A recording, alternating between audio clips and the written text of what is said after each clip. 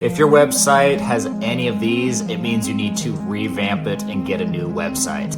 So number one is really slow load speed. If your website is taking forever to load, people probably aren't going to stick around long enough to even view it. So that's a sign that you need to get a new website up ASAP. The next thing is if your website is not mobile responsive. If you load up your website on your phone and it's just a big glob of text and you have to zoom in to see stuff, that is a glaringly obvious sign that you are in desperate need of a new website, because like 90% of people look at websites on their phones, so it should be responsive to that. The last thing that's a sign that you definitely need a new website is if you don't have HTTPS on your URL. That means your website is not secured when people fill out your contact form, meaning if they're on a public Wi-Fi or they're not on an encrypted Wi-Fi, that information is going to get transmitted over plain text and none of it is going to be protected for their privacy. That means their email, their phone number, their name, their address, or other contact information is going to be available to anybody who wants to see it. So you need to get that taken care of. If you fit any of those three categories, you definitely need a new website.